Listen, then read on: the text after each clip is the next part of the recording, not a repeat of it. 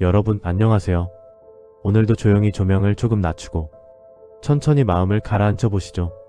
이번 이야기는 강원도 고성에 살고 계신 유정씨가 보내주신 사연입니다. 누구보다 각별했던 가족, 평소 유정씨를 친동생처럼 아껴주던 올케 언니. 그런데 어느 날 그 다정했던 언니로 인해 평생 다시는 겪고 싶지 않은 기이하고도 끔찍한 일을 마주하게 되었다고 하는데요. 가장 믿었던 사람의 낯선 얼굴. 지금부터 그날의 기억을 꺼내보겠습니다. 제 본가는 경기도 광주의 작은 마을에 있습니다. 서울에서 대학을 다니며 따로 살던 저는 오랜만에 본가에 내려가 가족들과 시간을 보내고 있었죠. 그날은 참 평화로웠어요. 고모 이거 봐. 내가 그렸어. 우와, 우리 서윤이 진짜 잘 그렸다. 너무 멋있다. 고모는 어디 있어? 여기 이거야? 아가씨 왔어요? 과일 좀 드세요. 우리 가족이 이런 단란한 행복을 누릴 수 있었던 건 유독 살가웠던 올케 언니 덕분이었습니다. 언니는 늘 웃는 얼굴로 집안 분위기를 밝게 만들어주었죠. 그러던 어느 날 언니는 친한 동네 사람들과 주말 동안 강원도로 여행을 다녀오겠다고 했습니다. 언니 그렇게 좋아요? 입이 귀에 걸렸네. 응. 서윤이 걱정 말고 재밌게 놀다 오라고 하셔서. 아가씨 아니었으면 갈 생각도 못했을 텐데. 정말 고마워요. 에이 아니에요. 잘 다녀오세요. 그때는 정말 몰랐습니다. 그렇게 환하게 웃으며 떠난 언니에게 그런 끔찍한 일이 생길 줄은요. 이틀 후 밤 11시가 넘어가는 시간이었습니다. 거실에서 깜빡 잠이 들었는데 현관 인터폰 소리에 깼습니다. 오빠는 한껏 화가 나 말했어요. 누구야? 누가 이 시간에 이래? 제가 현관문으로 나가며 말했어요. 올케 언니 왔나? 근데 왜 초인종을 눌러? 비밀번호 누르면 되잖아.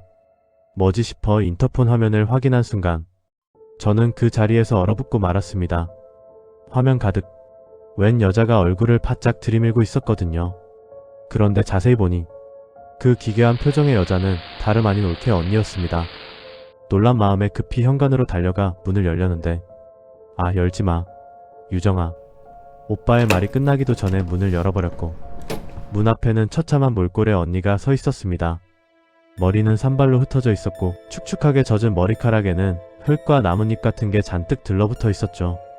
마치 숲속을 헤매다 온 사람처럼요. 언니? 이게 뭐예요? 혹시 무슨 일 있었어요? 하지만 언니는 제 물음에 대꾸도 없이 입을 꾹 다문 채 멍한 눈으로 저를 지나쳐 방으로 들어가 버렸습니다. 다음날 아침 날이 밝자마자 저는 언니 상태부터 확인했습니다. 아가씨 일찍 일어나셨네요. 배고프면 먼저 밥 드실래요? 평소와 똑같이 다정하고 상냥한 모습이었습니다. 어젯밤 그 섬뜩했던 모습은 온데간데 없었죠. 언니, 어제 괜찮았어요? 무슨 일 있었던 거 아니죠? 네? 뭐가요?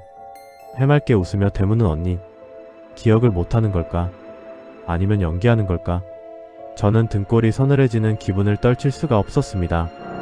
그리고 며칠 뒤였습니다. 밤늦게 물을 마시러 나왔는데 불 꺼진 거실 소파에 언니가 앉아 TV를 보고 있더군요. 그냥 지나치려다 저는 걸음을 멈췄습니다. 언니가 뚫어져라 보고 있는 TV 화면이 꺼져 있었거든요. 검은 화면 속에 비친 자신의 얼굴을 빤히 들여다보고 있는 언니.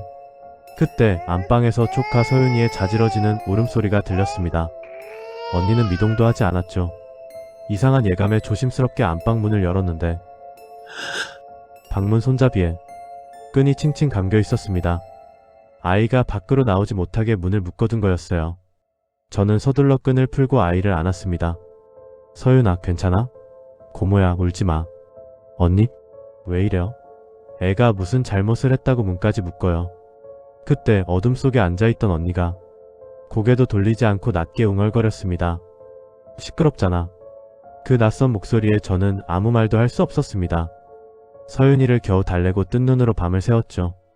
다음날 새벽 출장을 마치고 돌아온 오빠에게 모든 걸 털어놓았습니다. 하지만 오빠의 반응은 의외로 무덤덤했습니다. 요즘 육아 때문에 예민해서 그래. 스트레스 받아서 그런 거니까 금방 괜찮아지겠지. 그 말이 어딘가 더 불안했지만 제가 할 수 있는 건 없었습니다. 결국 찜찜한 마음을 안고 서울로 돌아왔죠. 그런데 서울에 도착한 다음날 아침부터 오빠에게서 계속 전화가 왔습니다. 수화기 너머로 들려온 오빠의 목소리는 떨리고 있었습니다. 유정아, 서윤이 엄마가 서윤이 엄마가 오빠 왜 그래? 무슨 일이야? 양잿물을 마시고 죽었어. 저는 한참을 울었습니다. 한없이 다정했던 언니의 모습이 자꾸 떠올랐고 이제 겨우 5살인 멍하니 빈소에 앉아있는 서윤이를 보니 가슴이 찢어졌습니다. 그렇게 저희 가족은 올케 언니를 너무나도 허망하게 떠나보내야 했습니다. 한 달 뒤, 오빠와 서윤이는 조금씩 일상으로 돌아가려 노력하고 있었습니다. 본가에 내려간 저에게 오빠가 침울한 얼굴로 영상 하나를 보여주더군요. 거실을 찍은 홈 CCTV 화면이었습니다. 화면 속엔 서윤이가 혼자 인형 놀이를 하고 있었습니다. 아무도 없는 허공을 보며 중얼거리더군요. 엄마, 응. 제 심장이 발끝까지 떨어지는 것 같았습니다. 서윤이가 허공에 대고 대답을 하고 있었으니까요. 엄마? 아니야. 이렇게 해야지. 이렇게. 마치 누군가 옆에서 놀아주는 것처럼. 그 영상을 보고 오빠는 제게 며칠만 더 집에 머물러 달라고 부탁했습니다. 그리고 며칠 뒤 집안에서 쿡판이 벌어졌습니다. 귀가 찢어질 듯 요란한 꽹과리 소리. 죽은 사람의 혼을 부르는 넋굿이었습니다. 말이 되나 싶으면서도 너무 갑작스러운 언니의 죽음에 대해 뭐라도 알고 싶은 심정이었죠. 무당이 구슬하던 중 제가 들고 있던 상이 갑자기 미친 듯이 요동치기 시작했습니다. 이거 왜 이래? 떨리는 상을 붙잡으려 했지만 멈추질 않았습니다. 그때 코를 찌르는 역한 냄새가 훅 끼쳐왔습니다. 마치 강한 화공약품 같은 타는 듯한 냄새. 이게 무슨 냄새지? 코를 틀어막으며 고개를 든 순간 제 눈앞에 죽은 올케 언니가 서 있었습니다. 창백한 얼굴로 저를 내려다보고 있었죠. 그때였습니다. 제 의지와는 상관없이 목구멍 깊은 곳에서 짐승 같은 괴성이 터져나왔습니다. 그리고 제 기억은 거기서 끊겼습니다. 지금부터 들려드릴 이야기는 그 순간 오빠가 목격한 제 모습입니다. 오빠 말로는 제가 갑자기 눈을 까지집고 벌떡 일어나더니 온 집안을 미친 사람처럼 헤집고 다니더래요. 그러더니 창고로 뛰어가서 무언가를 벌컥벌컥 마시는 신용을 했다고 합니다. 그 모습을 보고 오빠는 놀랬다고 해요. 언니가 양잿물을 마시고 죽었다는 건 오빠가 저에게 구체적으로 말해준 적이 없었거든요. 왜 그런 거야? 내가 왜 그랬어? 제가 바닥을 치며 울부짖었다고 해요. 그런데 그 목소리는 제 목소리가 아니었습니다. 남편, 새끼 다 남겨두고 내가 어찌 그런 못된 짓을 했어. 아가 서윤아, 엄마가 미안해. 제 입을 빌려 죽은 올케 언니가 말하고 있었습니다. 저는 거실을 기어다니며 서윤이를 찾아 안고 쓰다듬고 통곡을 했다고 해요. 여보 미안해요. 당신한테 다 짐만 남기고 가서 미안해요.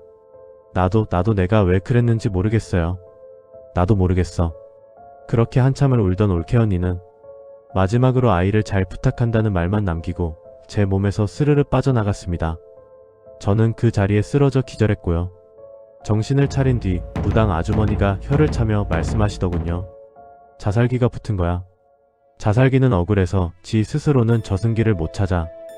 구슬해서 억지로라도 보내줘야 떠나지. 안 그랬으면 너까지 데려갈 뻔했어. 사람들은 언니가 그 강원도 여행에서 무언가에 홀려 자살기가 씌었다고들 했습니다. 젖은 머리카락, 멍한 눈빛. 그때 이미 언니는 언니가 아니었던 거죠. 그런데요. 사실 오빠에게도 차마 말하지 못한 기억이 하나 있습니다.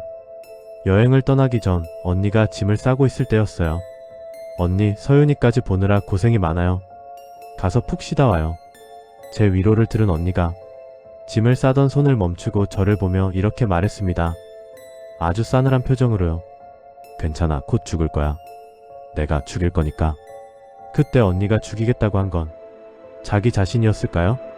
아니면 우리 가족이었을까요? 올케 언니는 도대체 언제부터 자신을 잃어버렸던 걸까요? 가족 안에 숨어 들어온 공포만큼 섬뜩한 건 없죠. 언제부터인지 알 수 없는 균열, 그리고 우리가 모르는 사이 틈새로 파고든 어둠. 여러분도 오늘은 문단속 한 번 더 꼼꼼히 하시고 옆에 있는 가족의 얼굴, 표정 하나하나 한 번 더 다정하게 들여다보시길 바랍니다. 저는 다음 이야기에서 다시 찾아오겠습니다.